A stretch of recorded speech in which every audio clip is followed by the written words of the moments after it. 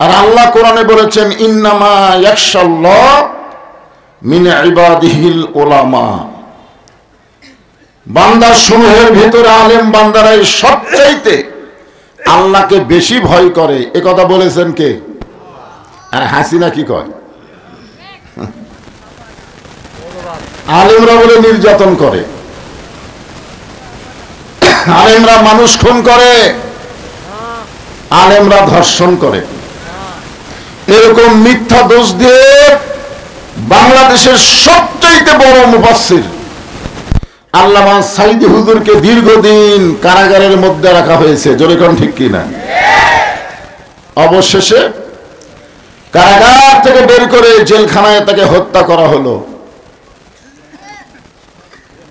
আজকে আপনাদের মাঝে মাঝে যে সমস্ত আলেম ওলামা বসে আছেন, মঞ্চে বসে আছেন, বিশেষ করে আমার অত্যন্ত মহব্বতের বড় ভাই, আমার আগে যিনি আপনাদের সামনে আলোচনা করেছেন, আপনাদের মসজিদের সম্মানিত খতিব আলোচনা করেছেন, সকলকেই অন্তরের অন্তঃস্থল থেকে আমি শুভেচ্ছা জ্ঞাপন করছি।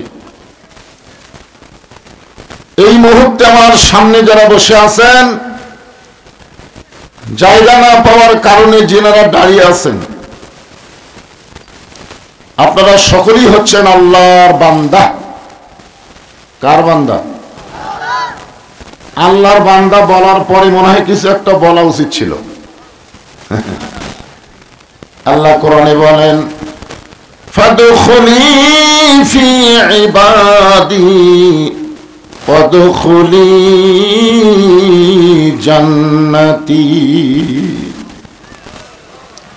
আল্লাহর বান্দাদের ঠিকানা কোথায়? জান্নাতে। জোরে বলেন কোথায়?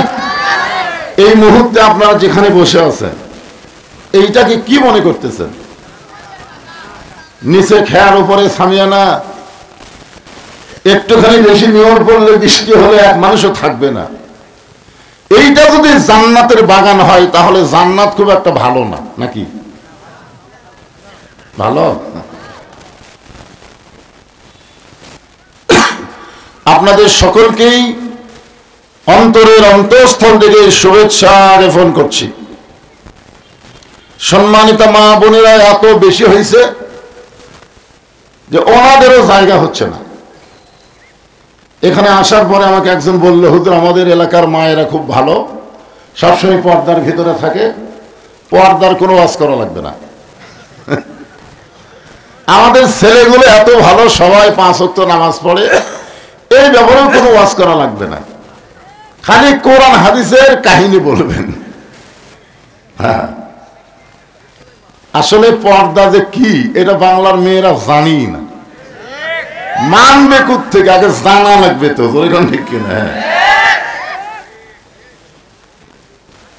হ্যাঁ, যে সমস্ত মায়েরা পর্দার ভিতরে বসে আছেন, আমি আমার অন্তরের অন্তঃস্থল থেকে আপনাদেরকে শুভেচ্ছা জ্ঞাপন করে দীর্ঘ কয়েক বছর পর আপনাদের এই পাশে মাদ্রাসা এসেছিলাম, যে মাদ্রাসা আমার ভাই চাকরি করে, ওখানে হাফিজ মাদ্রাসা আছে, আছে না নাই? ওখানে হয়েছিলাম, ফাজিল মাদ্রাসা হয়েছিলাম। আপনাদের এই দিকে মনে হয় আমার আশা হয়নি। যাই হোক, অনেক দিন পর এসে আপনাদের কাছে জানতে চাচ্ছি আপনারা সকলে কেমন আছেন? জি, আমি এই যে কিছুদিন হলে ওদের শুরুর 15 মিনিট, ঘড়ি ধরে 15 মিনিট আমার একটু গলার খুসখুসানি কাশি হয়, গলাটা গরম হয়ে গেলে আবার এই ঠিক হয়ে যায়। মানে হঠাৎ শীত নামছে, বুঝলেন? আর আমরা বক্তারা তো এক এক দিন এক এক জায়গায় যাই। আমি কয়েকদিন আগে গেছিলাম ওই পঞ্চগড়ে। আপনারা তো জানেন না ওই জায়গায় কত শীত, আপনারা জানেন? বগুড়ার মানুষ বুঝতে পারতেছে না। তো পঞ্চগড়ের পরের দিনই আবার ওয়াজ করছে আমি ময়মনসিংহ, মানে ওখানে ময়মনসিংহ গরম, পঞ্চগড় ঠান্ডা। একই মানুষ হোক, আগের দিন ঠান্ডা, পরের দিন গরম লাগলে কেমন হয়? তো যাই হোক, কিছুটা সমস্যা হয়েছে। আল্লাহ পাক অবশ্যই হেফাজত করবেন, সকলে বলে আমিন। যে আল্লাহ আমাদেরকে শারীরিক সুস্থতা দান করে মানসিক প্রশান্তি লাভের জন্য আজকের এই জান্নাতের বাগানে কবুল করলেন। আমরা সে আল্লাহর উপর খুশি না বেজার? তাহলে জবান করে সমস্বরে সকলে বলবো রব্বানা লাকাল হামদ হামদান কাসীরান তাইয়িবান মুবারাকান ফীহি। আমরা প্রশংসা করলাম কার? কেন করলাম? এমনি এমনি? আমাদের বাংলাদেশ এমন একটা জায়গায় অবস্থিত যারা 3 পাশে হলো মালওয়ানের বসবাস। জোরে কান, কিসের বসবাস? মালওয়ান।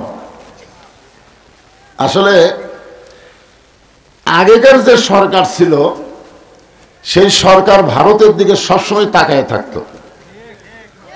ভারত তাকে একটু ভালোবাসা দিয়া বাংলাদেশের সব কিছু নিয়ে যাইতো। বাংলাদেশকে বানাবার চাইছিল ভারতের বাজার রাজ্য। জয়গণ ঠিক কিনা? কিন্তু সেই সরকার পলানোর পর থেকে ভারত যা ডিস্টার্ব শুরু করছে ভাই, মনে করতেছে বাংলার মুসলমানকে ভয় দেখালেই বাংলার মুসলমান ভয় খাবে। আসলে বাংলার মুসলমান কেমন জাত ভারতের মালওয়ানের বাচ্চারা জানে না। জয়গণ কথা ঠিক কিনা? ওরা জানে না। আর ভাগ্য করে বর্তমান বাংলাদেশের ক্ষমতার চেয়ারে যিনি বসে আছেন তিনি হলেন বিপদের দোয়া। জোরে কোন ঠিক কিনা? নাম কি? আরে কে যেন হাসিনাকে জিজ্ঞাসা করছিল, এত বড় বিপদের মধ্যে আপনি আছেন, আপনার তো মাথা ঠিক নাই, এই বিপদে আপনি কি দোয়া পড়তেছেন? হাসিনা বলতেছে পড়বার গেলেই খাবার নাম মনে হয়। আসলে হাসিনা বর্তমানে মাথা ঠিক নাই, আছে, অনেক সময় থাকে না রে ভাই। কঠিন রোদের ভিতরে গাভী হারাইছে, গাভী। এখন লোকটা গাভী খুঁজতেছে, খুঁজতে খুঁজতে ছেলের সাথে দেখা, বলতেছে ভাই এদিক দিয়ে কোনো গাভী গেছে? তা এখন ছেলে কয় কে? বাপ আমারে ভাই গুলো রাগ করে মায়ের কাছে চলে এসে, মা বাবার মনে হয় মাথা ঠিক নেই, আমাকে ভাই ডাক দিয়ে বলতেছে দেখি গাভী গেছে। কিছুক্ষণ পরে বাবা যখন ফিরে আসছে মা বলতেছে তোমার ছেলে তুমি ভাই কেমনে কও? তখন বলতেছে রোদের ভিতরে গাভী হারাইলে এইরকমই হয় মা, এইরকমই হয়। একটা গাভী হারালে ছেলে ভাই কয়, বউরে মা কয়। আর 15.5 বছর বিনা ভোটে যে ক্ষমতার চেয়ার দখল করে রাখছিল সেই চেয়ার হারানোর পরে হাসিনার মাথা ঠিক আছে? কখন যে পাগলির মতন কি বলতেছে। হ্যাঁ, আমরা আল্লাহর প্রশংসা করব যে আল্লাহ তাআলা আমাদেরকে কোন মালওয়ানের ঘরে না পাঠাইয়া সরাসরি আমাদেরকে মুসলমানের ঘরে কবুল করেছে। খুশি না বেজার? 5 তারিখে হাসিনা পলাবি বিষয় হয়েছিল। আপনার তো বুঝতে পারতেছে না সামনে কি আসতেছে। একটা স্লোগান দিয়ে মোটামুটি ইমানকে সাইজ করেন। সব সমস্যার সমাধান আল কোরআনের আলো, সংসদে জালো লিল্লাহে তাকবীর। ফেরেশতা জিবরাইল বললেন যদি আপনি জান্নাত থেকে বের না হন আল্লাহ আপনাকে বের করে দিবে না। নবী বললেন জিবরাইল আমি জান্নাতে থাকার জন্য ঢুকি নাই, শুধুমাত্র জান্নাতকে দেখার জন্য ঢুকছি। আমার উম্মতের জন্য আল্লাহ কত সুন্দর জান্নাত বানাইছে, এই জান্নাত একটু দেখার জন্য ঢুকছি রে জিবরাইল। আমি নবী সেই দিন জান্নাতে থাকার জন্য ঢুকবো যেদিন আল্লাহ আমার সমস্ত উম্মতকে জান্নাত দিয়া দিবে। এমন নবী পাওয়াতে খুশি না বেজার? তাহলে জবান খুলে বলি আলহামদুলিল্লাহ। আল্লাহর প্রশংসা করার কারণ হলো যে আমার হাতের দিকে তাকায় থাকে, দেখেন কি সুবহানাল্লাহ। যেই কোরআনের প্রথমে আল্লাহ বলেছেন জালিকাল কিতাবু লা রাইবা ফি হুদাল লিল মুত্তাকিন। আপনার বলেন তো এই কোরআনের মধ্যে সন্দেহ আছে? গোজামিল, ধোকা নাই। যখন আল্লাহ নবী কোরআন তেলাওয়াত করতেন, কিছু কিছু সামনে বসে থেকে শুনতেন আর একজন পিছনে দাঁড়ায় থেকে শুনতেন। সামনে বসে থেকে যিনি শুনতেন, যারা শুনতো তারা হলো আবু বকর, ওসমান, আলী, আব্দুর রহমান, আর পিছনে চোরের মতন দাঁড়ায় থাকে না। আবু জেহেল সারা রাত চোরের মতন কোরআন তেলাওয়াত শুনে সকালবেলা মিটিং এর মধ্যে বলতেছে, এত সুন্দর কোরআনের বাণী, রাতটা কোন দিক দিয়ে গেল আমি বুঝবারই পারিনি। সুবহানাল্লাহ কোন। আবু জেহেল কোরআনের পক্ষে বলতেছে না বিপক্ষে? পক্ষে বলতেছে, এত সুন্দর কোরআনের বাণী, রাতটা কোন দিক দিয়ে গেল আমি বুঝবারই পারিনি। আবু সুফিয়ান বলে, নেতা, যেই কোরআন শুনতে রাত কোন দিক দিয়ে গেল বোঝা যায় না, সেই কোরআন গ্রহণ করলে অসুবিধা কি? সেই কোরআন ধরলে অসুবিধা কি? আবু জেহেল বলতেছে, কোরআন যদি গ্রহণ করি তাহলে তোর আমার ভুয়া নেতৃত্ব চলবে না, আসল নেতা হবে আব্দুল্লাহর এতিম পোলা। আপনার বলেন তো, এ কোরআন যে বাংলাদেশ চললে কয় দল শত্রুতা করবে? আমার আঙ্গুলের দিকে তাকান, কয় দল? এক দল, তিন দল। এক নম্বর হলো আবু জেহেলের মতন রাষ্ট্রীয় শক্তি, যারা মানুষের তৈরি আইন দিয়ে রাষ্ট্র চালাবে, আল্লাহর কোরআন দিয়ে তার রাষ্ট্র চালাবে না, কারণ তার ভুয়া নেতৃত্ব কোরআন কখনোই গ্রহণ করবে না। জোরে কোন কথা ঠিক কিনা? এরা সব সময় কোরআনের বিরুদ্ধচারণ করবে। দুই নম্বর হলো পুঁজিপতি। 70-2.5 টাকা যাকাত দেওয়া লাগে, কিন্তু শতকরা ওরা 5 টাকা সুদ খায়। যাকাত না দিয়ে তারা সুদ খায়, এরা কোনোদিনও চাবে না কোরআন দিয়া বাংলাদেশ চলুক। 3 নম্বর হলো ধর্ম নিয়ে যারা ব্যবসা করে। এই বাংলাদেশে বাবার নামে মাজার করেছে, ওই সমস্ত ধর্মীয় ব্যবসায়ী যারা, তারাও চাবে না আল্লাহর কোরআন দিয়া বাংলাদেশ চলুক। এই 3টা দল ছাড়া সবাই চায় কোরআন মোতাবেক আমরা চলতে চাই। ধরে গান ঠিক কিনা? আল্লাহর কোরআন অনুযায়ী কি আমাদের চলার নিয়ত নাই? এ জোরকার আছে না ভাই? কাদের আছে? 2 হাত তুলে আমার আল্লাহকে একটু দেখান তো ভাই। লিল্লাহি তাকবীর। এখন হাত নামান। এই কোরআনটা বাংলাদেশ চললে নেতা কেমন হবে, কর্মী কেমন হবে, এইটা বোঝানোর জন্য ছোট্ট একটা সূরা আপনাদের সামনে আজকে তাফসীর হবে। সূরাটার নাম হলো সূরা কাউসার। নাম কি? কাউসার কিন্তু নামাজের সূরা। মসজিদের উন্নয়ন কল্পে মাহফিল। মসজিদের উন্নয়ন মানে মসজিদ 2 তলা 3 তলা 5 তলা না, মসজিদের আসল উন্নয়ন হলো মুসল্লি কালেকশন। জোরে কোন ঠিক কিনা? 2 তলা মসজিদ, 2 তলা এত মুসল্লি, তাই হুজুর তারপরে আটে না, তারপরে আটে না হুজুর, এখন আমরা 3 তলার ধান্দা করতেছি। এত মুসল্লি হয়, আলহামদুলিল্লাহ। তো ফজরের খবর কি? যে বলছি ফজরের খবর কি, তখন জিব্বাত কেমন দেখায়, হুজুর এক কাতারই হয় না। জোহরের খবর কি? বুঝতেছেন না, কাজ কামের দিন। আসরের খবর কি? হাট বাজারে গেছে। মাগরিবের খবর কি? বাজার করে এরা হিসাব করতেছে, এত জিনিসের দাম বেশি। এশার খবর কি? দুর্বল হয়ে ফজরেরই মতো। তো মসজিদের মধ্যে কয় কাতার? 9 কাতার। তো এক কাতারের মুসল্লি হয় না, মসজিদের মধ্যে 9 কাতার, তাহলে দোতলা করছো কেন? তখন বলতেছে হুজুর, যে জুমার দিনে সবার শেষে এসে আগে যায়, ওই শালাকের জন্য দোতলা করা লাগছে। জুমার দিনে সবার শেষে আসে আগে যায়। আপনার বলেন তো, এরা কি মুসল্লি? এরা কি? এরা হচ্ছে ফাওয়াইলুল মুসাল্লিন।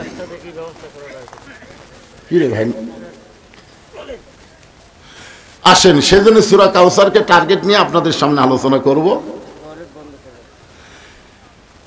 1 নম্বর কথা হলো, আল্লাহর কোরআন দিয়ে যদি বাংলাদেশ চলে তাহলে বাংলাদেশের কর্মীগুলা কেমন হবে? তখন কর্মী যদি ভালো হয়, নেতা কেমন হবে? এই দুইটা বলার পরেই আমি সূরা কাউসারের তাফসিরে আসতেছি। এই বাংলাদেশের মতন ৯৬টা দেশের খলিফা হযরত ওমর, বাংলাদেশের মতন ৯৬টা, ধরে বলেন কয়টা? হাসিনা কয়টার? আরে বাংলাদেশের মতন ৯৬টা দেশের খলিফা হযরত ওমর আল্লাহর কোরআন দিয়ে রাষ্ট্র চালায়। একদিন মসজিদের মেম্বরে দাঁড়িয়ে হযরত ওমর খুতবা দিচ্ছেন, খুতবা। এমন সময় এক মুসল্লি দাঁড়িয়ে বলতেছে, আমির আল মুমিনিন, আপনার খুতবা শুনবো না। ওমর ফারুক বললেন, আমার অপরাধ কি? বলে, আপনার অপরাধ হলো আমাদেরকে খাটো পাঞ্জাবি দিয়ে আপনি লম্বা জুব্বা পরে খুতবা পড়তেছেন। আমাদেরকে খাটো দিবেন আর আপনি লম্বা করবেন। এই লম্বা জুব্বা কোথায় পাইলেন? যতক্ষণ না বলবেন ততক্ষণ আপনার ওয়াজ খুতবা আমরা শুনবো না। এই মাইগ্রেশন এরকম হঠাৎ হলো কেন বাবা? না না, ভালোই তো ছিল, ভালো ছিল না? আমি এদেরকে বললাম যে ইকো মিকো সব বাদ দাও, আর আমি কথাই বলতেছি, সুন্দর সাউন্ড হচ্ছে, হট করে আসে খোঁজলে দেখেন মগরিব পড়েনি, এশা পড়েনি, একটা নামাজও পড়েনি, আর মসজিদের উন্নয়ন করবে মাহফিল। আমি জীবনেও কোনোদিন মাইকের দোষ ধরি না। আমার ওয়াজের বয়স হলো ৪২ বছর, এই মাইকের দোষ আমি ধরি না। আর আমার মতন এত ওয়াজ বাংলাদেশের কোনো বক্তাও করে না। এত ওয়াজ, আগামীকাল আমার ৩টা ওয়াজ, দুপুরে একটা, সন্ধ্যে একটা, রাতে একটা। আরে মাইকের দোষ আমি ধরার টাইমই পাই না তো। আমি বলতেছি সাউন্ড আসতে দাও, জনগণ বোঝা লাগবে, কারণ এমন একটা সময় আমরা পৌঁছে গেছি, সব দেখার দিন শেষ। আগামীতে আমরা দেখবো আল্লাহর কোরআনের বাংলাদেশ। জোরে কথা ঠিক কি না? কোরআনকে বুঝতে লাগবে না যে কোরআনটা বাংলাদেশ চললে আমাদের অবস্থা কি হবে? হ্যাঁ, এই জন্য সাউন্ডটা সাইজ মতো দাও। আপনারা বলেন হযরত ওমর বাংলাদেশের মতো ৯৬টা দেশের খলিফা, তার পাঞ্জাবি লম্বা, খুতবা আটকা দিছে। ওমর ফারুক তাকায় দেখে প্রত্যেকটা মুসল্লি মাথা নিচু করে বসে আছে। ওমর ফারুকের পক্ষে কেউ নাই, মনে হয় সবাই ওই সাহাবীর পক্ষে আছে। আসরে ফরজ নামাজ ৪ রাকাত, জোরে কোন কয় রাকাত? ইমাম ২ রাকাতে বসিছে, আবার ৩ রাকাতেও বসে গেছে। সঙ্গে সঙ্গে এক ভ্যানাল আল্লাহু আকবার, আল্লাহু আকবার কে লোক মারতেছে। ইমাম কয়, আমি টাইটেল পাস, দাওরা পাস, এতদিন ৪ রাকাত পড়াছি, আজকে ৩ রাকাতেই বসে থাকবো, আমি ৪২ সালের আগে উঠবো না। এই মনে করে ৪১ সাল পর্যন্ত ইমাম যদি বসে থাকবার চায়, আপনারা বলেন তো মসজিদের মুসল্লি ইমামের পক্ষে হবে না ভ্যানালার পক্ষে যাবে? কেন কেন যাবে? কারণ ইমাম স্বৈরাচারী হয়ে গেছে, আল্লাহর হুকুম নবীর তরিকা মোতাবেক নাই, আর ভ্যানালা আল্লাহর নবীর তরিকা মোতাবেক লোকমা দিয়েছে। এখন আমরা ইমামকে বাদ দিয়ে নতুন একটা ইমাম নিয়োগ দেব, ভ্যানালার সাথে আমরাও লোকমাতে শামিল হব। জোরে কোন কথা ঠিক কি না? কারণ মসজিদে কোনো মানুষের আইন চলে না, মসজিদে আইন চলে কার? আরো জোরে বলেন। হ্যাঁ, সমস্ত সাহাবী মাথা নিচু করে আছে, ওমর ফারুকের পক্ষে কথা বলার কেউ নাই। এমন সময় আব্দুল্লাহ ইবনে ওমর বাবার পাশে দাঁড়ায় বলতেছে, রে নবীর সাহাবীরা, তোমরা খাটো পাঞ্জাবি হলেও তো নতুন পাঞ্জাবি পরে নামাজ পড়তে আইছো। আমার পরনের দিকে তাকায় দেখো, আমার পরনে নতুন কোনো কাপড় নাই। ওসমান গনি বলে, আব্দুল্লাহ, আজকে জুমার দিনে সবাই নতুন কাপড় পরেছে, তুমি পুরাতন কাপড় কেন পরে নামাজ পড়তে আসলে? আব্দুল্লাহ বলে, আমি যদি নতুন কাপড় পরতাম তাহলে আমার বাবার জুব্বা লম্বা হতো না। আমি যদি নতুন পোশাক পরে নামাজ পড়তে আসতাম তাহলে আমার বাবার জুব্বা লম্বা হতো না। রে নবীর সাহাবীরা শুনে নাও, যেদিন থেকে আমার বাবা মদিনার খেলাফতের দায়িত্ব পাইছে সেদিন থেকে তোমরা সবাই ঘুম পাড়ো, কিন্তু আমার বাবার ভাগ্যে ঘুম নাই। সবাই যখন ঘুমিয়ে গেছে, ওমর ফারুক তখন নিজের চোখে দেখার জন্য চোরের মতন রাতের অন্ধকারে মদিনার অলিগলি ঘুরতেছে। হঠাৎ হযরত ওমর দেখতে পায় মরুভূমির মধ্যে একটা তাঁবু টাঙ্গানো। ওমর ফারুক চিন্তায় পড়ে গেলেন, মদিনার কোনো মানুষ তো তাঁবুতে থাকার অবস্থা নাই। আল্লাহ এমন রহম করেছে মদিনার সব মানুষের বাড়ি আছে, তাঁবুর মধ্যে কি? একটু নিকটে গিয়ে শুনতে পায় ছোট দুইটা বাচ্চা খালি মা মা বলে কাঁদতেছে, আর মহিলা বলতেছে, বাবা একটু ধৈর্য ধরো, গোস্ত সিদ্ধ হলেই তোমাদের খাবার দিব, একটু ধৈর্য ধরো, গোস্ত সিদ্ধ হলেই খাবার দিব। ওমর ফারুক চিন্তায় পড়ে গেলেন, দুম্বার গোস্ত হলে 8 ঘন্টা লাগবে, উটের গোস্ত হলে বড়জোর 1 ঘন্টা লাগতে পারে। এত গভীর রাত হয়ে গেল, এখন পর্যন্ত গোস্ত সিদ্ধ হয় না। এটা কেমন মা? সন্তান কান্দে, কলিজাত কি দয়া নাই?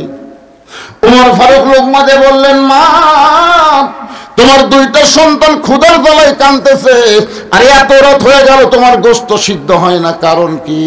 মহিলা বলতেছে, পথিক আমার বাড়ি হলো ইয়ামিন দেশে, আমি শুনতে পাইলাম মদিনার খলিফা ওমর অত্যন্ত ভালো মানুষ, আমার 2-3 বাচ্চাকে নিয়ে খলিফা ওমরের কাছে যাবার চাই, কিন্তু বিকালবেলা এত মানুষের ভিড়, আমি ওমরের দরবারে যাবার পারলাম না।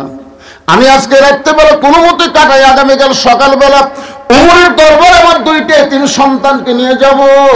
আমি একজন মা 2টা বাচ্চাকে নিয়ে মরুভূমির মধ্যে তাঁবু টাঙ্গায় যখন থাকতে চাই, আমার 2 বাচ্চা ক্ষুধার জ্বালায় যখন বারবার কান্দে, আমি ওদেরকে সান্ত্বনা দেওয়ার জন্য পাতিলে পানি আর পাথর দিয়া নিচে আগুন জ্বলায় বলতেছি, বাবা গোস্ত সিদ্ধ হলেই তোমাদের খাবার দেব। কিন্তু আমার বাচ্চারা তো জানে না আমি পানির মধ্যে পাথর দিয়ে আগুন জ্বালাইছি। আমার 2টা বাচ্চা বারবার যখন খাবার চায়, আমি এতবার বলতেছি, তারপরে যখন ঘুমাই না, আমার মনে হয় আমার 2টা বাচ্চার পেটে এত খিদা, আজকে রাত মনে হয় কাটাবার পারবে না। ওমর ফারুক বললেন, মা একটু ধৈর্য ধরো, মা আসল জায়গায় বিচার না দে, একটু ধৈর্য ধরো, আসল জায়গায় বিচার না দে, একটু ধৈর্য ধরো। আসল জায়গা হলো আল্লাহ। যখন আসল জায়গা কি?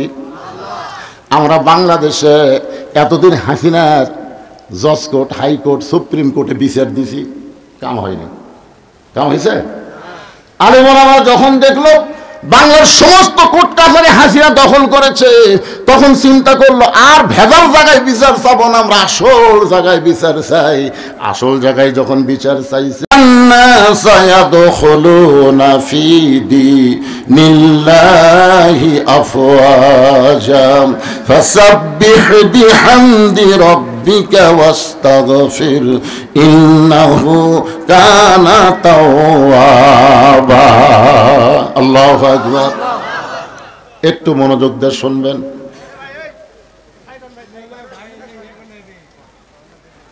হ্যাঁ, আসলে ডিস্টার্ব করা হবে না তো। মানুষ এখন অনেকদিন পর পায়া খালি আমার কালো চেহারা দিকে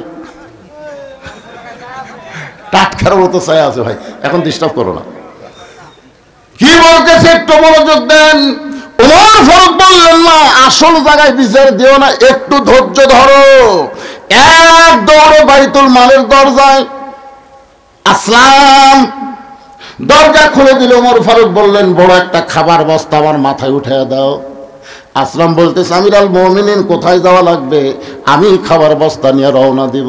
ওমর ফারুক বলে, আসলাম রে, একজনের পাপের বোঝা আর একজন মাথায় নাই না, যে আটার বস্তা আমার মাথায় উঠায় দে। অবুলিল আমরি মিনকুমকে মানতে গিয়ে আসলাম বিশাল খাবার বস্তা যখন ওমর ফারুকের মাথায় উঠে দেয়, ওমর ফারুক বস্তা নিয়ে যখন দৌড় শুরু করেছে, আসলাম পিছন দিক থেকে বলতেছি, আমির আল মুমিন। 2টা বাচ্চা ফেল ফেল করে ওমরের দিকে তাকায়। আরাআইতাল্লাযী ইউকাজ্জিবু বিদ্দীন ফাযালিকাল্লাযী ইয়াদুল ইয়াতীম ওয়া লা ইয়াহুদ্দু আলা তুআমিল মিসকিন। ধর্মের নামে মিথ্যাবাদী কারা? ভোটের আগে মাথায় হিজাব দেয়, হাতে তসবি নেয়, আর ভোটের পরে ভারতের সাথে মিত্রতা করে। এই হলো ধর্মের। আমাদের বাংলাদেশের আওয়ামী লীগের যে নেতাগুলো আছে, সাইদ ভাই মানে এই মুহূর্তে জান্নাত থেকে পড়ে যাচ্ছে। হ্যাঁ, কি আল্লাহ কি বলতেছে? এরাই ধর্মের নয় মিথ্যাবাদী। ভোটের সময় মাহিয়া মাহি বোরকা পরছে, সারা ন্যাংটা হয়ে আছে, আর ভোটের সময় বোরকা পরছে। এক মাদ্রাসায় এতিম এক দুই বাচ্চাকে কোলতেছে, মাহিয়া মাহি ভোট লিবি তো এটা ভিডিও করতেছে, এতিম বাচ্চা কোলতেছে, ওই সাথে সাথে পেরা করে দিছে। শালা মেয়ে আমি বুঝি না কি কারণ ফেরাউন যখন মুসা আলাইহিস সালাম কোলত দিছিল মারছিল চর ধরে, কোন কথা ঠিক না। এতিম বাচ্চারা বোঝে না যে তুই ঠাট্টা করতেছিস ধর্ম লিয়া, তুই ন্যাংটা হয়ে আছিস আর ভোট নেওয়ার জন্য বোরকা। হাসিনাও মাথায় হিজাব পরছিল, হাতে তসবিহ ছিল, আমাকে ধোকা দেওয়ার জন্য। জোরে কোন কথা ঠিক কিনা? দুইটা এতিম বাচ্চাকে কোলের মধ্যে নিয়ে ওমর ফারুক যখন রুটি হালুয়া মুখে দেয়, বাচ্চা দুইটা ফেলফেল করে তাকায়, বলে কে গো আপনি? আমরা বাবা হারে এতিম, কিন্তু আপনি গভীর রাত্রে আমাদেরকে যে আদর করতেছেন, মনে হয় আমরা বাবা পেয়েছি। ওমর ফারুক বলতেছে, মাবুদ এই অধমকে জাহান্নামের আগুন থেকে তুমি বাঁচায় দাও।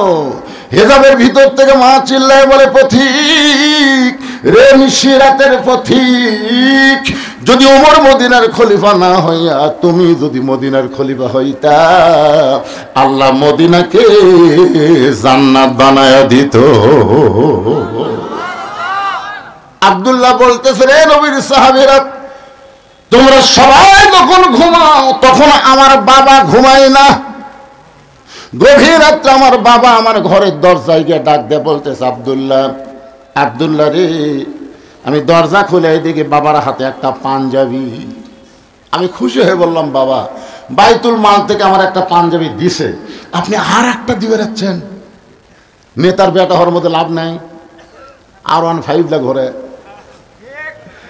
এই হাই রে, আমার এলাকার আওয়ামী লীগের ছেলেরা, এই যে ছাত্রলীগ যুবলীগ কিছু কিছু ছেলেরা আগে অটো ভ্যান চলাতে, বুঝছেন, এখন R15 না, আর কিছুই নাই, আর নাই তো।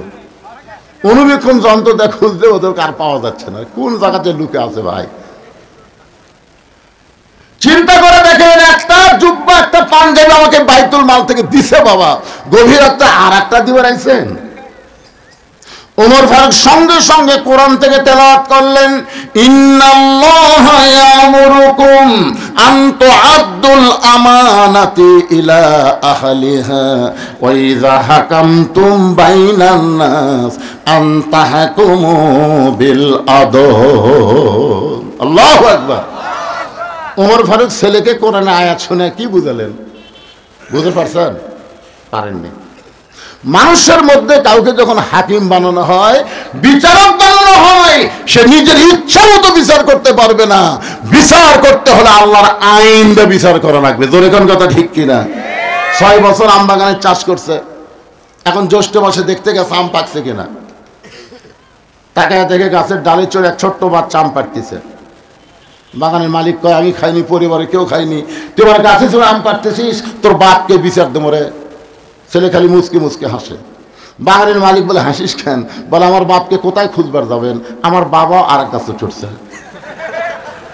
তাকে দেখে ওর বাপ খালে আম পাড়ের বস্তা ভরায়, গাছের ছায়ায় বসে কাঁদতেছে আর বলতেছে, আল্লাহ বিচার দেব কার কাছে? বেটাও চোর, বাপও চোর। 15.5 বছর বাংলাদেশে বিচার দেওয়ার কোনো জায়গা ছিল না। জোরে কথা বলেন না কেন? কথা বলেন, জায়গা ছিল? কার বিচার দিবেন? আপনাকে আওয়ামী লীগের দুলুক বিচার দেবেন? দুলুক নগর মাদ্রাসার জন্য আমার কাছে মাস্তান পাঠাচ্ছে, দাওয়াত নিলে ভালো, না নিলে খারাপ। আমরা আলেমদেরকে এত হুঙ্কার মারছে, হুঙ্কারের চোটে আমরা দোয়া করছি, রব্বানা আতিনা ফিদ দুনিয়া হাসিনা। বুদ্ধি নাই তো ভাই, কি করবে? হাসানার জায়গা হাসিনা করছি রে। বাড়ির থেকে বার হতে বউ আখি কয়, দেখাশোনা ওয়াজ করবেন, দেখাশোনা ওয়াজ করবেন। আগে চারিদিকে দেখবেন পুলিশের গাড়ি, র্যাবের গাড়ি, আওয়ামী লীগের কোনো ক্যাডার আছে কিনা। যদি এগুলা ঠিক থাকে তেলতলা মারা দিয়ে আসবেন। আমাকে দেখাশোনা ওয়াজ করা লাগছে, খালি চারিদিকে। উপর দিকে আমরা তাকানোর টাইমই পাই। উপর দিকে কে? তাবারাকাল্লাযী বিয়াদিহিল মুলক ওয়া হুয়া আলা কুল্লি শাইইন কাদির। গোটা পৃথিবীর রাজত্ব, কর্তৃত্ব, মালিকানা কার হাতে? সমস্ত ক্ষমতার মালিক কে? একটু মনোযোগ দিয়ে শুনবেন। ওমর ফারুক বলে, আব্দুল্লাহ এই পাঞ্জাবিটা আমার ভাগে পড়ছে বাজান, এই ছোট পাঞ্জাবি গায়ে দিয়ে বল আমি কি ইমামতি করতে পারি, খুতবা দিবার পারি? আব্দুল্লাহ বলে, বাবা তাহলে আমি কি করব? ওমর ফারুক বললেন, তোর ভাগে যে কাপড়টা পড়েছে, যে পাঞ্জাবিটা পড়েছে, ওইটা আমার একটু দান করে দে। আব্দুল্লাহ বলে, গভীর রাত্রে আমার কাপড়ের অংশ বাবাকে দান করে দিলাম, বাবার অংশ আমার অংশ। বাবা সেলাই করে লম্বা জুব্বা পরে খুতবা দেয়। এখন বলো খুতবা শোনা যায় কি না যায়? সমস্ত সাহাবীরা চিল্লায় বলে, আল্লাহর কোরআন দিয়ে যখন রাষ্ট্র চলবে তখন মুসলমান এমন ভালো মানুষকে নেতা হিসাবে দেখতে পাবে। কতক নেতা আছে কর্মীকে থাপড়ায়, ধরে কোন কথা ঠিক কিনা? আবার কতক নেতা আছে একটা সাধারণ মানুষকে বুকের মধ্যে নিয়ে কপালে চুমা দেয়। কিরে আমরা কি কানা? ক্ষমতা না ভাইয়াও এরকে তো মোশান হচ্ছে ভাই। সব জায়গার দিন শেষ। আগামীতে দেখবো আমরা আল্লাহর কোরআনের বাংলাদেশ। কারা কারা রাজি? দুই হাত তোলা, আল্লাহকে দেখান। লিল্লাহি তাকবীর। হাত নামান। লিল্লাহি তাকবীর। আল কোরআনের আলো সংসদে জালো, আল কোরআনের আলো, আল কোরআনের আলো সংসদে জালো, আল কোরআনের আলো। লিল্লাহি তাকবীর। আল্লাহর কোরআন দিয়ে রাষ্ট্র চললে একটা নেতার খবর শুনালাম, এখন কর্মী কেমন হবে এইটা আমাদের জানার দরকার আছে না নাই? এখন আসেন সূরা কাউসার। সূরা কাউসার, কাউসার এটা এমন একটা পিয়ালা, এই ছেলেরা মনোযোগ দিয়ে শোনো, বুড়া হয়ে নামাজ পড়ে কাম হবে না তো। যখন হবে চামড়া ঢিল, আল্লাহর সাথে দিবে মিল, রুকুর থেকে সেজদাত গেলি ও বাবা রে, মানে মাথাত লাগতেছে। কতগুলো আবার সিয়ারিয়া মসজিদে যাচ্ছে, জোরে খান কথা ঠিক না? সারা জীবন শালা অকাম বদকাম করছে আর বুড়া বয়সে নামাজ ধরছে। নামাজ হচ্ছে সরকারি চাকরি, চাকরি যেমন সব বয়সে হয় না, নামাজ সব বয়সে চলবে না, জোরে কোন কথা ঠিক না? এই জন্য রাসূলের হাদিসে বলা হয়েছে 7 বছর থেকে তালিম দাও, 10 বছর থেকে জোর করে ধরো। কি কি এই জন্য সূরা কাউসারের তাফসীর হচ্ছে কর্মী কেমন হওয়া লাগবে এটা বোঝানোর জন্য। কারণ মসজিদের উন্নয়ন করবে মাহফিল। এই সূরা কাউসারের শানে নজুল যদি আমি বলবার চাই তাহলে অনেক সময় লাগবে। আজকে শানে নজুল বাদ দিয়ে শুধু সূরাটার অনুবাদ এবং তাফসীর আপনাদের সামনে করব। কাউসার এমন একটা পেয়ালা যেটা কেউ যদি পান করতে পারে, কাউসারের পানি যদি কারো দেহের মধ্যে থাকে, ওই দেহ যদি জাহান্নামেও যায় আল্লাহ জাহান্নামকেও জান্নাত বানায়া দিবে। আচ্ছা, নামাজের ওয়াজ শুরু করতে ওটা বসা শুরু করলেন, তার মানে হ্যাঁ কিসের পোশাক? এই ঠান্ডার মধ্যে পেশাব লাগে? আচ্ছা, আপনার রাত 9টার সময় যখন ঘুমাবার যান বিছনায়, তখন পেশাব কি সাথে লিয়া যান না বেড়া থিয়া যান? কি জন্যে? কারণ ঘুমের দাম আছে। এই পেশাবের কারণে ঘুমের ক্ষতি হোক, আগে পেশাব করে তারপরে ঘুমাবার যান। তো আপনারা ঘুমের দাম বুঝলেন, কোরআনের দাম বুঝলেন না। এখানে পেশাব করে এসে তারপরে বসবেন। একে করে সন্ধ্যা শুনে বসছে, পেশাব লাগছে। যদি আপনারা বলেন মসজিদের উন্নয়ন করবো, নামাজের ওয়াজ শুনবো না, মসজিদের উন্নয়ন করবেন, নামাজের ওয়াজ শুনবেন না, ইয়ার কি মারতেছেন? না 2 ঘন্টা না, নামাজের ওয়াজ শোনেন। আল্লাযীনা ইম্মাক্কানাহুম ফিল আরদ, মুসলমানের মধ্যে কাউকে যখন ক্ষমতার চেয়ার দেওয়া হবে, তার 1 নম্বর দায়িত্ব পর্দা সেতু নির্মাণ করা না, 1 নম্বর দায়িত্ব রাস্তার উপর লেন দেওয়া না, টানেল বানান না, 1 নম্বর দায়িত্ব হলো আকামুস সালাত, নামাজ কায়েম করা। বলে কোন কথা ঠিক কিনা? আজকে আমাদের ছেলের হাতে যে মোবাইল, রাত 10টার পরে দরজা জানলা বন্ধ হলেই কয় কেউ চেতন নাই রে, এখন মারি রে। একেবারে কম্বলের মধ্যে লিয়ে যায়, ওই অশ্লীল ভিডিও দেখা শুরু করছে। ওই ছেলেটা যদি নামাজ আদায় করে, ওই আর অশ্লীল ভিডিও দেখতে পারবে না। কারণ আল্লাহ কোরআনে বলেন ইন্নাস সালাতা তানহা আনিল ফাহশাই ওয়াল মুনকার, একমাত্র নামাজই পারে মানুষকে যাবতীয় ফাহশা থেকে বাঁচায়া দিতে। এখন বলেন সেই নামাজের কথা শুনবেন না ভাইজান? দুইটা আমল যারা করবে, হাউজে কাউসারের পানি তারা পান করবে, হাউজে কাউসারের পানি পাবে, হাসর হবে তামার সানি। উম্মত বলবেন পানি পানি, হাসর হবে তামার সানি। উম্মত বলবেন পানি পানি, সেই কঠিন দিনে নবী বিনে, সেই কঠিন দিনে নবী বিনে পানি দেওয়ার সাধ্য কারো নাই। ওই পানি দিবেন কেবলমাত্র আমাদের নবী। জোরে কান সুবহানাল্লাহ। হাউজে কাউসারের এক পেয়ালা পানি কেউ যদি পান করে জাহান্নামেও যায়, আল্লাহ জাহান্নামকেও জান্নাত বানায় দিবে। সাহাবীরা বললেন ইয়া রাসূলুল্লাহ, এত দামি পেয়ালা কারা পান করবে? সঙ্গে সঙ্গে নবী বললেন ফাসাল্লি লি রাব্বিকা ওয়ানহার। দুইটা আমল যারা করতে পারবে, এক নম্বর হলো নামাজ আর দুই নম্বর হলো কুরবানি। এই দুইটা আমল যারা করবে তারাই পান করবে হাউজে কাউসারের পানি। এক নম্বর কি? এ সবাই জোরে করে, এক নম্বর কি? আরো জোরে। আপনারা সবাই মাগরিব এশা নামাজ পড়ছেন না? হাত তুলবার বলবো না তো, হাত তুলবার কয়ে বিপদ পড়বো নাকি? আপনাদের কাছে বিবেক সবচাইতে বড় আদালত আছে না নাই?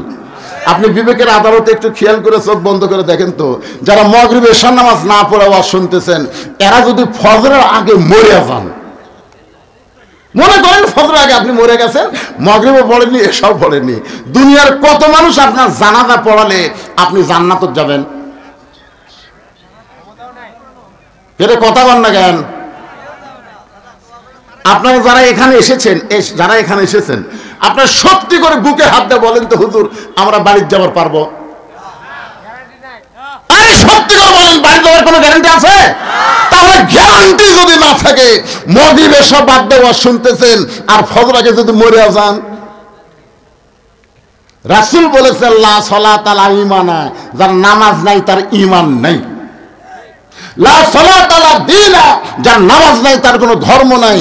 বাইনাল আবদি ওয়াল কুফরি তারকুস সালাত, বান্দার কাফেরের মধ্যে পৃথক করার জিনিসটার নামই হলো নামাজ। যারা নামাজ পড়ে তারা আল্লাহর বান্দা, যারা বেনামাজি তারা হলো কাফের। যারা মাগরিব এশার নামাজ না পড়ে ওয়াজ শুনতেছে তারা বান্দা না কাফের, বেনামাজি।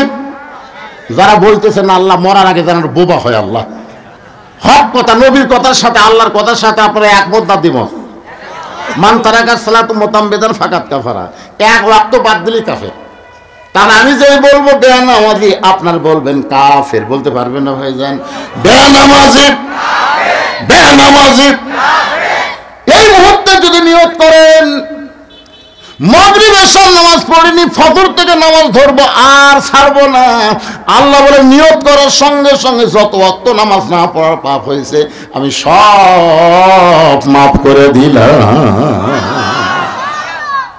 কি কন? আল্লাহ পারে না? এই ফিরে আসার নামে হলো তওবা। এই ফিরে আসার নাম হলো তওবা। একটু মনোযোগ দিবেন। 5 ওয়াক্ত নামাজ 70 রাকাত আমাদেরকে জামাতের সঙ্গে আদায় করা লাগবে। শুধু জুমার নামাজ মসজিদে পড়লে হবে না, 5 ওয়াক্ত 17 রাকাত, ফজরের 2 রাকাত, জোহরের 4 রাকাত, আসরের 4 রাকাত, মাগরিবের 3 রাকাত, এশার 4 রাকাত, এই 70 রাকাত নামাজ জামাতের সঙ্গে আদায় করা লাগবে।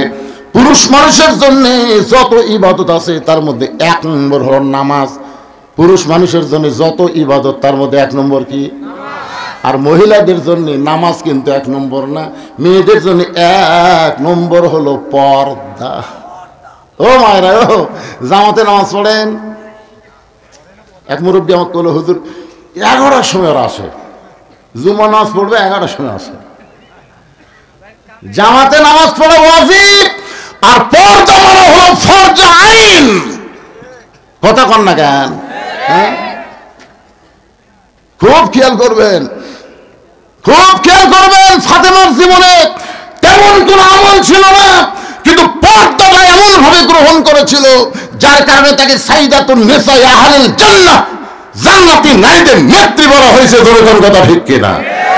পুরুষের জন্য 1 নম্বর হলো নামাজ, আর নারীদের জন্য 1 নম্বর হলো পর্দা। আল্লাহ কোরআনে বলেন, ওয়াকারানা ফি বুয়ুতিকুন্না ওয়ালা তাবাররাজনা তাবাররুজাল জাহিলিয়াতিল উলা। মেয়েদের জন্য 1 নম্বর পর্দা। আমার অনেক মায়ের আইছেন, আর আবার বলবে হুজুর খালি নামাজের ওয়াজ করে গেল, পর্দার ওয়াজ করলো না। হ্যাঁ, মেয়েদের 1 নম্বর পর্দা। এই পর্দাটা কিভাবে পালন করা লাগবে আমি একটু বোঝানোর জন্য বলতেছি, কারণ আমাদের মাগুলো যদি ভালো হয়, আগামীতে যে বাচ্চাগুলো পয়দা হবে, যে বাচ্চাগুলো দুনিয়াতে আসবে, এরা আসার সাথে সাথে মুজাহিদ হবে, ইসলামী আন্দোলনের কর্মী হবে। আর কোন মা আগামীতে সিজার করে বাচ্চা নেবে না, নরমালি বাচ্চা নেওয়া তারা পছন্দ করবে যদি পর্দার ওয়াজটা মনোযোগ দিয়ে শোনে। এখনকার মায়েরা পেটত বিষ উঠলি পাও দেয় হাসপাতালের দিকে। এখন স্বামী কি করবি, কে রে মা তুমি জানো তোমার পেট লাড়া ছেড়ে কারা কাটা বাচ্চা বার করবি, তুমি জানো? তুমি একটা মহিলা, একটা পরপুরুষ, তোমার পেট কাটা বাচ্চা নেই। এই যে সিজার করে বাচ্চা হওয়ার কারণে অধিকাংশ বাচ্চারা মোবাইল ছাড়া ভাত খায় না, মোবাইল ছাড়া কান্না বন্ধ করে না। বলে কথা ঠিক কিনা? সিজার করা বাচ্চারা কোরআনের মাহফিলে বসেও না, খালি ঘুরঘুর করে ঘরে। কারণ জন্মের আগেই যেদের জন্ম আছে, 2 দিন পরে নর্মালি বাচ্চা হতো, কিন্তু 2 দিন আগে পেট কাটার কারণে পেটের মধ্যে ঘুমই ভাঙেনি। এখন ডাক্তারও কয় কে রে এই যে ঘুম ভাঙলো না কি করি, তখন আরেক ডাক্তার কয় পেটের মধ্যে বার করে একটা ঘুরান দাও। তখন পেটের তো পা ধরে বার করে এইরকম আমার দিকে তাকা, আমি দেখছি যে এই বাচ্চার কান্দা শুরু হয়ে গেল। এই যে মাথার ঝাঁকি খেলো ভাই, এই ঝাঁকি খাওয়ার কারণে তারা অস্থির হয়ে যায়। তা আমরা চাই না আমাদের মায়েদের বাচ্চা আগামীতে সিজার করে হোক, কারণ বাংলাদেশের কোনো ভালো ডাক্তার তার সন্তান সিজার করে নেয় না, তার বইয়ের সিজার করাই না। আমাদের বগুড়াতে খুঁজলে দেখেন যারাই বড় ডাক্তার তাদের বাচ্চা নরমালে হয়। আর 2 নম্বর হলো মৌলাদের বাড়িতে কোনোদিন মিলাদ হয় না, মৌলানারা পরের বাড়িতে পড়ায়, নিজের বাড়িতে হয় না। আর 3 নম্বর হলো পীরের বউ কোনোদিন মুরিদ হয় না, কারণ পীরের বউ জানে আমার পীর সাহেব 1 নম্বর লুচ্চা, মাঝে মাঝে মুরিদের বইয়ের দিকে চোখ মারে, এর হাতে মুরিদ হয় না। 3টা কথা বললাম, ধরে কোন কয়টা? ডাক্তারের বইয়ের সিজার লাগে না, মৌলবীর বাড়িতে মিলাদ হয় না, আর পীরের বউ মুরিদ হয় না। আমার মায়েরা যারা পর্দার অন্তরে শোনেন, কি কয়? হ্যাঁ,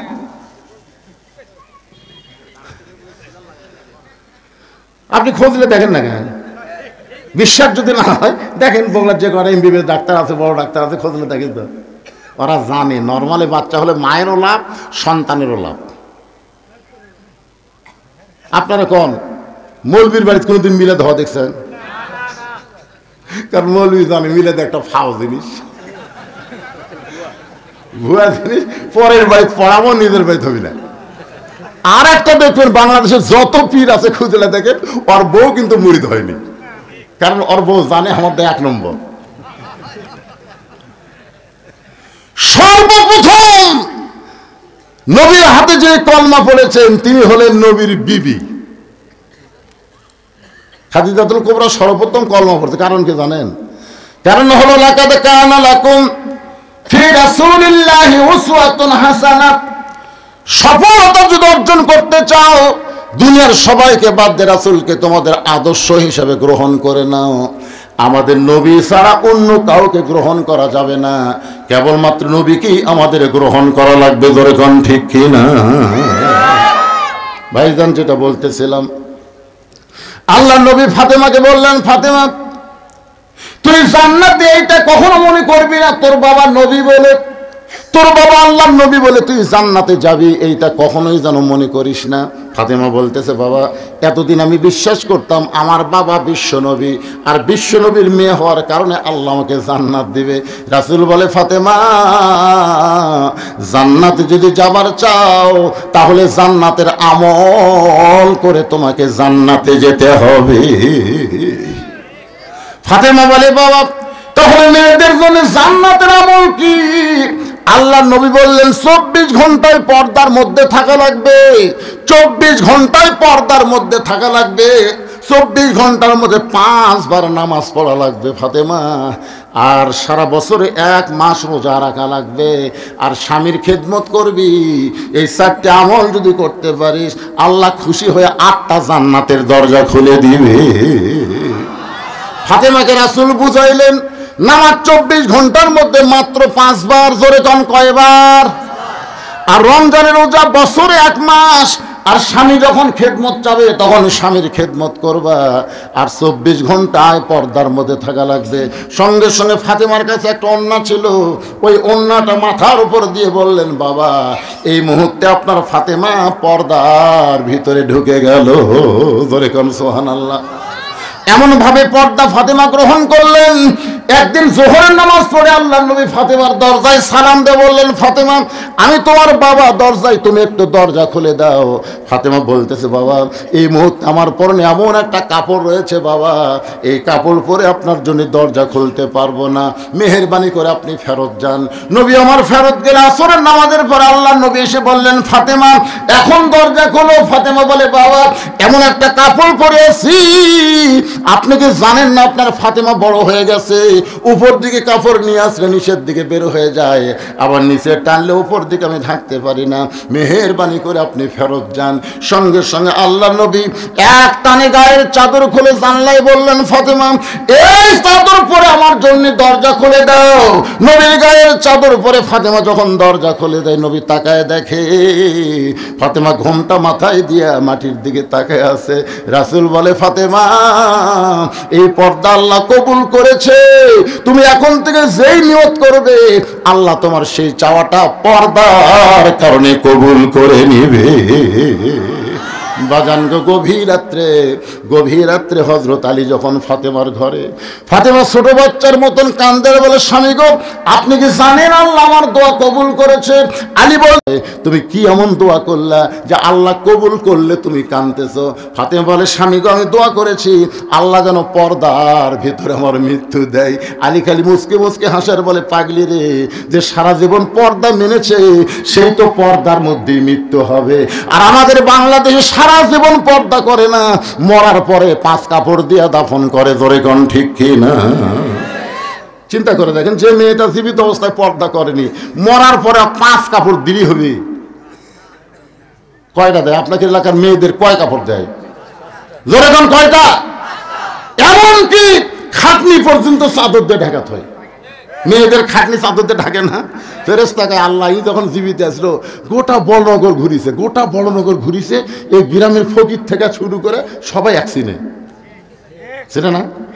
মেতর রাস্তা দিয়ে যায় আর কয় এটা কার বউ রে? মেতর ভ্যান এলাকায় রে এত সুন্দরের কার বউ রে?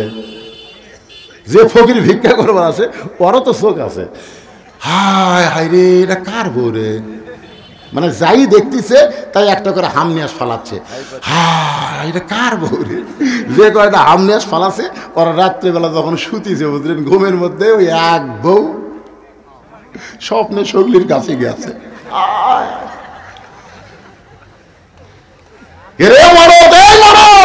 তোমার বউ যদি পর্দা হয় মেয়েদের সাথেও স্বপ্ন দোষ হয়, জোরের কথা ঠিক কথা বল না কেন?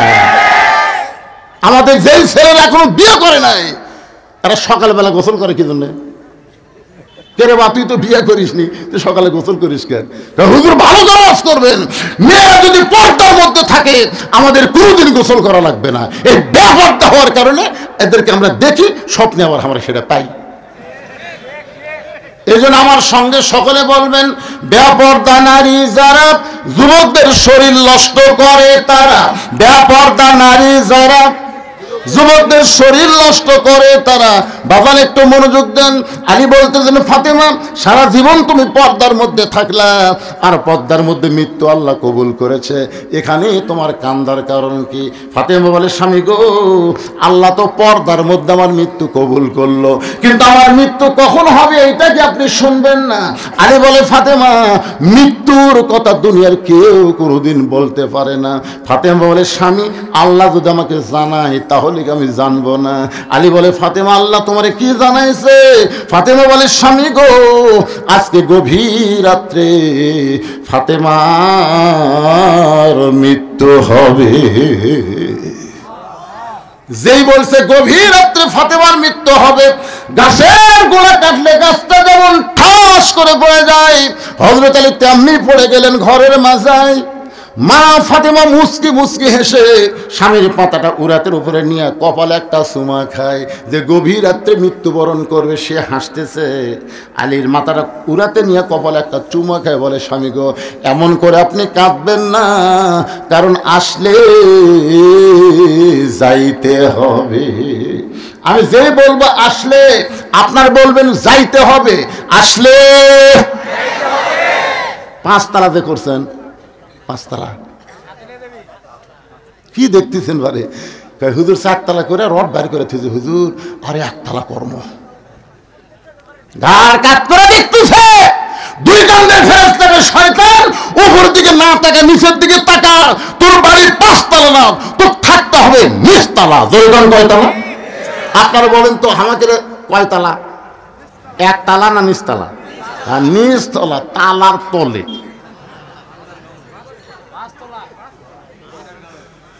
কিন্তু যেদিন দাগ পড়িবে, সবাই বলেন যারা পারেন, কিন্তু যেদিন দাগ পড়িবে কবর মাঝে যাইতে, জোগাড় কিছু করছো বন্ধু তার মাঝে বিছাইতে। আমাকে বলছে, হুজুর আপনার কাছে আমাকে তেমন কোনো আবদার নাই, ওয়াজের মাঝখানে আপনি একটু কিন্তু যেদিন ডাক পড়িবে কবর মাঝে যাইতে, জোগাড় কিছু করছো বন্ধু তার মাঝে বিছাইতে। আল্লাহর ঘর মসজিদের জন্য একটু ব্যাগ যাবে, রুমাল যাবে, সবাইকে বলবেন কবরের পাথর হিসাবে সবাই যদি 10 টাকা 20 টাকা 50 টাকা 100 টাকা করে দেয়, আমাদের মসজিদের সার্বিক উন্নতি হবে। জোরে কোন কথা ঠিক কিনা? এই জন্য ভাইজান 5টা মিনিট, এরপর আবার আমার সূরা কাউসারের আলোচনা শুরু হবে। 5টা মিনিটের জন্য আপনাদের কাছে ব্যাগ যাবে, রুমাল যাবে। যে বা পারবেন জীবনের শেষ দান মনে করে, জীবনের শেষ দান মনে করে, আর হয়তো দান করার টাইম আল্লাহ দেবে না। আজকের দানই হলো আমার জীবনের শেষ দান।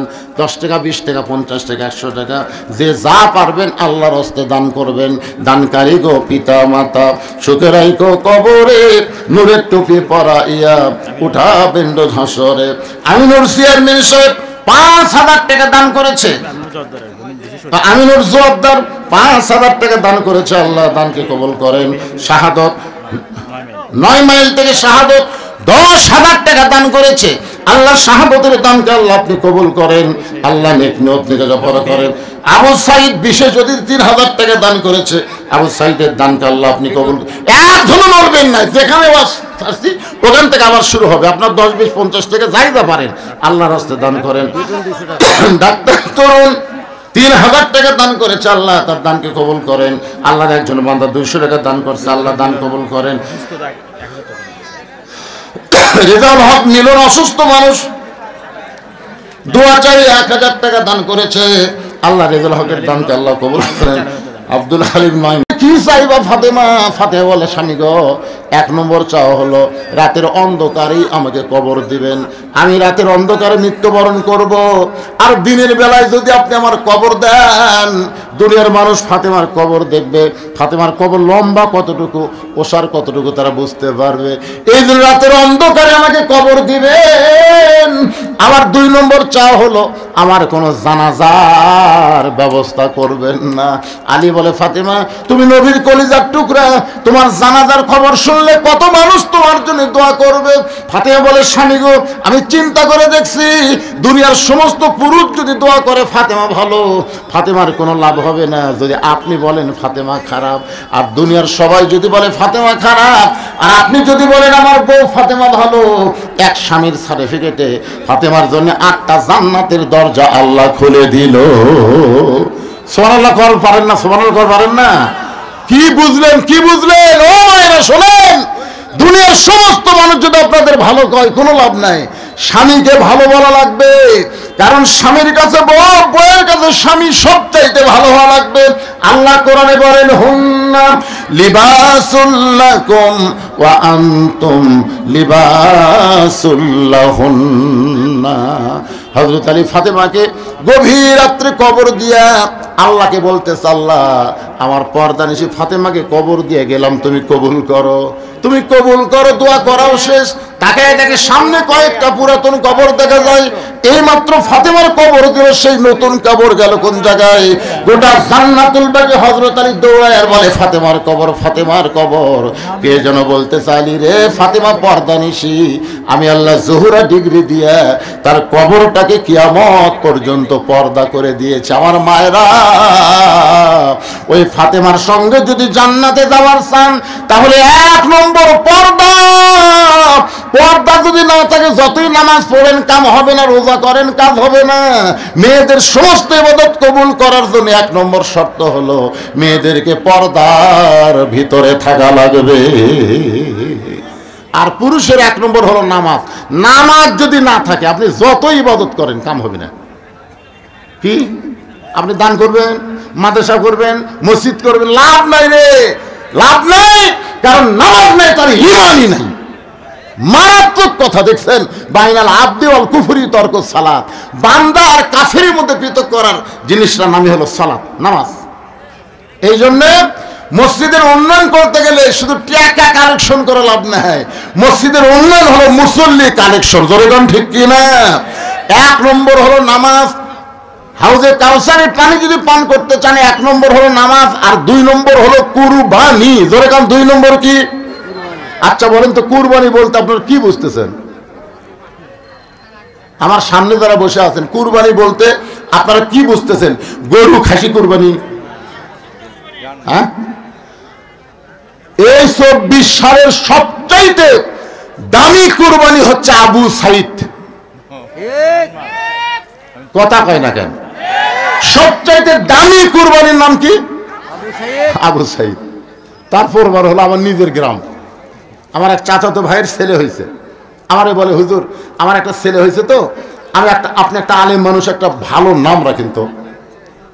আমি বললাম, আমি যে নাম পছন্দ করবো তুমি রাখবা তো? আপনি আলেম মানুষ রাখবো না মানে? তাই বললাম, ঠিক আছে, তোমার ছেলের নাম রাখো আবু সাইদ। যে আবু সাইদের কথা কইছি আমার ভাইটা খুব খুশি, আমাদের মনেই নেই। এখন ছেলের নাম আবু সাইদ, আমার ভাই হচ্ছে আবু সাইদের বাপ, আর ওর বউ হচ্ছে আবু সাইদের মা। এখন গোটা গ্রামে খবর হয়েছে যে হুজুরের চাচাতো ভাইয়ের ছেলের নাম আবু সাইদ, আরো 2টা ছেলে আমাদের গ্রামত হচ্ছে, ওই 2টা ছেলের নামও রাখছে আবু সাইদ। আমি কইলাম, করে একই পাড়া, সবই যদি আবু সাইদ হয়। তাই ওই 2টার বাড়িতে গিয়ে বললাম, কেরে বাজার, এই একটার নাম তো আবু সাইদ রাখাই হচ্ছে, তোমাদের ছেলের নাম রাখো ইয়ামিন, তোমাদেরটার নাম রাখো মুগ্ধ। কয় না হুজুর, আবু সাইদ দিয়ে শুরু হচ্ছে, আবার যখন ছেলে হবে তখন ইয়ামিন মুগ্ধ রাখবে। মাশাআল্লাহ। কয়টা আবু সাইদ? এখন কয়টা? আমার এক খালাতো বোন, সম্পর্কে খালাতো বোনের মেয়ে হয়েছে। আমার খালা আমাকে মোবাইল করে বললো, বাবা তুমি আলেম মানুষ, আমার একটা নাতনি হয়েছে, নাতনির ভালো একটা নাম রাখো তো। আমি তখন বললাম, খালা আপনার নাতনি নাম রাখেন হাসিনা। সেই খুশি হাসিনা। খালার মোবাইলে কথা কয় না। আমি বললাম, খালা কি তুই আলেম না জালেম রে? মানে এত খেপে গেছে খালা, তুই আলেম না জালেম? আমি তোকে বললাম একটা ভালো নাম থবার, আর তুই খুনি হাসিনার নাম কস। তখন আমি বুঝলাম, ভাই সবচাইতে বড় কুরবানি এই 24-এর স্বাধীনতার জন্য যারা জীবন দিয়েছে, তোরে কোন কথা ঠিক না? আর হাসিনা এমন পচা পচিছে। আমি তো চিন্তা করলাম 100 বছরে কোন মেয়ের নাম কেউ হাসিনা থবি না, ভুল করে। তোরে কোন কথা ঠিক না? হার মানে কুরবানি, একটা হলো নামাজ, একটা হলো কুরবানি। এই কুরবানি মানে শুধু পশু কুরবানি নয়, এই কুরবানি হলো বাতিলের বিরুদ্ধে হকের পক্ষে আল্লাহর কোরআনকে দুনিয়াতে গালিব করার জন্য কুরবানি। আমি একটা গজল গাই তাহলে বুঝতে পারবেন, ইমানের দাবি যদি কুরবানি হয়, সেই দাবি ঘরে বসে থাকা নয়। ইমানের দাবি হলো কিছু বিনিময়, সেই বিনিময় যদি কলিজার ঘাম হয়, সেই ঘাম দিতে যেন তৈরি থাকি। ওগো দয়াময় আমার আল্লাহ দয়াময়। ইমানের দাবি হলো অগ্নি শিখা বাতিলের বিরুদ্ধে জ্বলতে শিখা, সে আগুনে জ্বলে জ্বলে, সে আগুনে জ্বলে জ্বলে দিব ইমানের পরিচয়। ইমানের দাবি ঘরে বসে থাকা নয়। বসে থাকবেন ঘরে আরে মা খালি বারবার ছেলেকে বলতেছে, বাবা বাহিরে যাস না, বাবা বাহিরে বাঘ আছে। বাহিরে কি আছে? বাঘ। ওই যে জঙ্গল, জঙ্গলে বাঘ আছে, খবরদার যাস না। এখন মায়ের কথা শুনে ছেলে আর বাহিরে যায় না, ছেলে আর বাহিরে যায় না। এখন জঙ্গল বাড়তে বাড়তে বাড়তে বাড়তে একের ঘরে জানলা পর্যন্ত আসছে। যে বাঘ আসলো 1 মাইল দূরে জঙ্গলে, সে বাঘ জঙ্গল বাড়তে বাড়তে জানলা বনতেছে, জানলা করতেছে। ছেলে দৌড়ে মা সাহেব ধরে বলে, মা তুমি না কইলে বাহিরে যাস না, বাহিরে বাঘ আছে। এখন বাঘ যে জানলার কাছে। মা তখন বলতেছে, আমি খুব ভুল করছি বাজার, তোকে বাহিরে যাওয়া নিষেধ করতে আমি খুব ভুল করছি। তোকে বল লাগতো বাহিরে যা, খালি হাতে যাস না, দাও কুড়ে লিয়ে যা। জোরে কথা ঠিক কিনা? আমি আমাদের যুবকদের বলবো, ঘরে বসা থেকে হিজরা হও না, বরং বাতিলের বিরুদ্ধে লড়াই করার মন মানসিকতা নিয়ে অস্ত্র ধারণ করা লাগবে। জোরে বলেন কথা ঠিক কিনা? আল্লাহ কোরআনে বলেছে, আইয়ুহান নাবিয়্যু হাফজিল মুমিনিনা আলাল কিতাল। ওগো নবী, সাহাবীদের খালি নামাজ কাতারে পড়েন না, খালি সাহাবীদের নিয়ে দোয়া দরুদ করেন না, সাহাবীদেরকে স্ট্যান্ডিং আর্মি করে গড়ে তোলেন। যে কোনো সময় মক্কার কাফেররা মদিনা আক্রমণ করতে পারে, আর মদিনা আক্রমণ করলে দোয়া দিয়ে দরুদ দিয়ে আপনি মদিনা বসাতে পারবেন না। কাফেরদের বিরুদ্ধে অস্ত্র ধরা লাগবে। আজকে ভারত যদি বাংলাদেশকে আক্রমণ করে, আমরা দোয়া দিয়ে দরুদ দিয়ে ভারতের হাত থেকে বাঁচতে পারবো না, বরং মাওলানার বিরুদ্ধে আমাদেরকে জিহাদ ঘোষণা করা লাগবে। জোরে করে কথা ঠিক কিনা? ওরা কিসের পাওয়ার দেখায়? আচ্ছা, ওরা পাওয়ার দেখায় কিসের? আপনারা বলেন তো, ওদের ভগবানের কোনো পাওয়ার আছে? কোনো পাওয়ার না। আমি হিসাব করে দেখছি, ভগবানের ভ বাদ দেন, গভর্নের কোনো অর্থ ডিকশনারি নেই। গভর্নের গ বাদ দেন, বান মানে বন্যার দুনিয়ার কোনো মানুষ চায় না।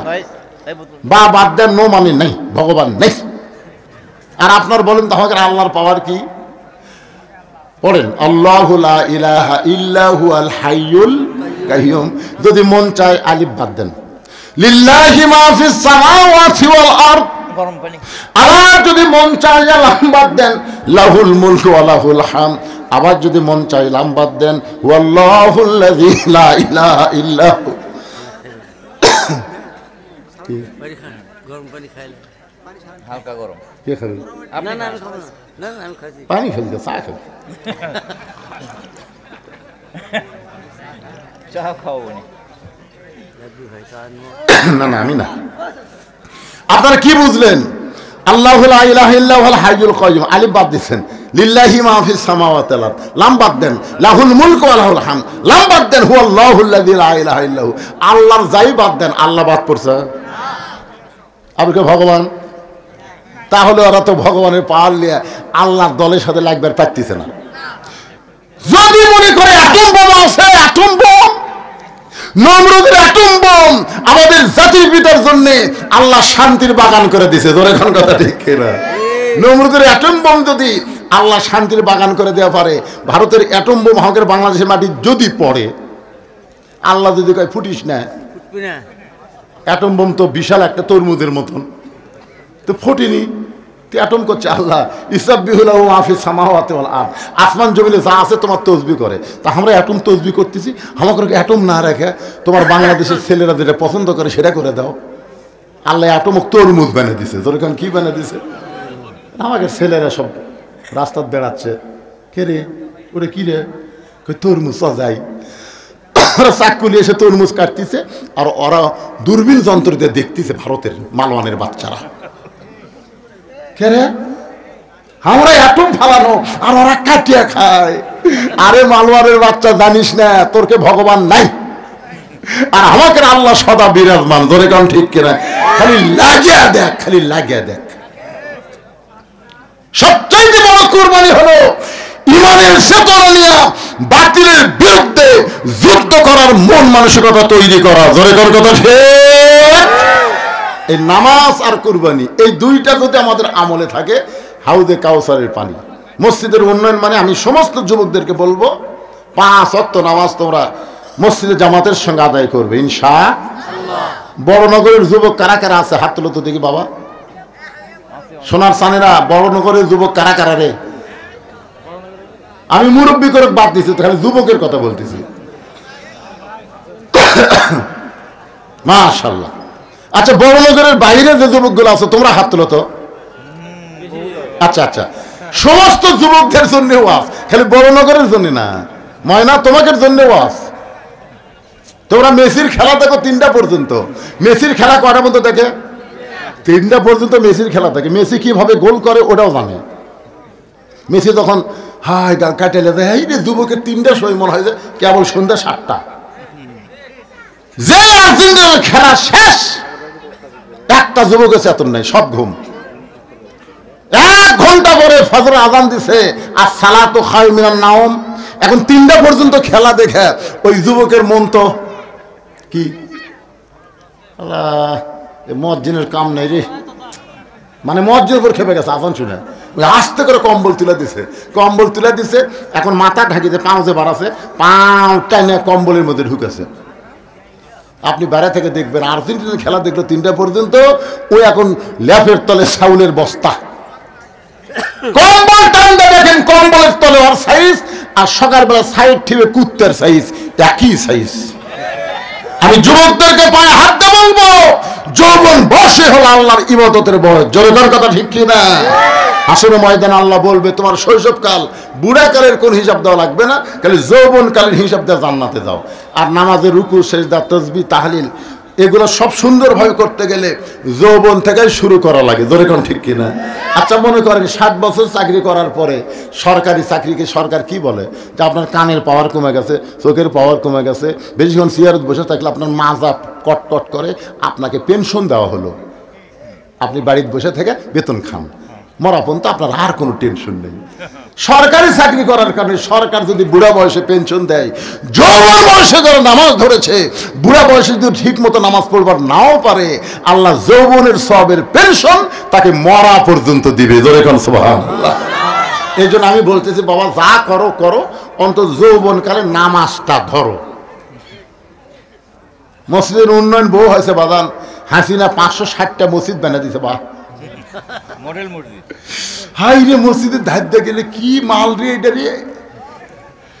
হাসিনা খালি মসজিদ বানাচ্ছে, কিন্তু নামাজ কায়েমের বিল সংসদে পাস করেনি। জোরে কোন কথা ঠিক কিনা? এই জন্য ভাই, খালি মসজিদ বানা লাভ হবে না রে।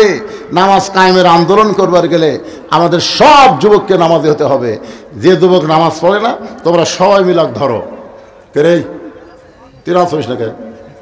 সামাজিকভাবে আগে আমাদের কাজ করা লাগবে যতক্ষণ কোরআনের আইন চালু না হবে। কি কোন হুজুর? এটাই হলো মসজিদের উন্নয়নের মাহফিল। আল্লাহ আমাদের সকলকে ঈমান আমলে কবুল করুক, সকলে বলে আমিন। যারা সাংস্কৃতিক অনুষ্ঠান দেখবেন মোনাজাতের পরে, তাদের জন্য সাংস্কৃতিক অনুষ্ঠান এখানে আছে। এই ছেলেরা আছে সাংস্কৃতিক। আচ্ছা, মাশাআল্লাহ। এগুলো আর বলা লাগবে না, যেগুলো লেখা হয়ে গেছে কি দরকার।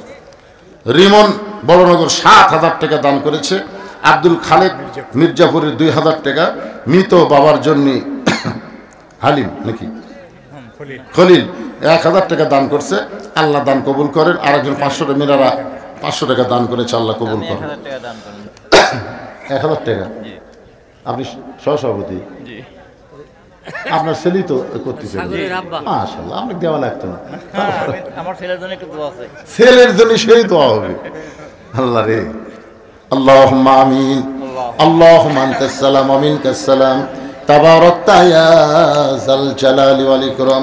আয় আল্লাহ তাআলা, কঠিন টপ টপ করে নিয়র পড়তেছে, এরপরও তোমার বান্দারা পাগলেরা এই জান্নাতের বাগানে বসে বসে দীর্ঘ সময় আলোচনা শোনার শেষে আমি গুনাহগারের সঙ্গে রহমতের দরজায় ফকির হয়ে দোকানা হাত তুলেছে।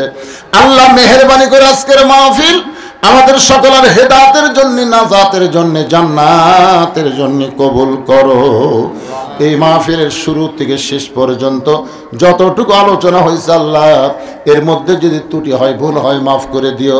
যা হাদিয়া মঞ্জুর করো সোনার মদিনায় নবী পাকের রওজা মুবারকে আল্লাহ তুমি কবুল করো।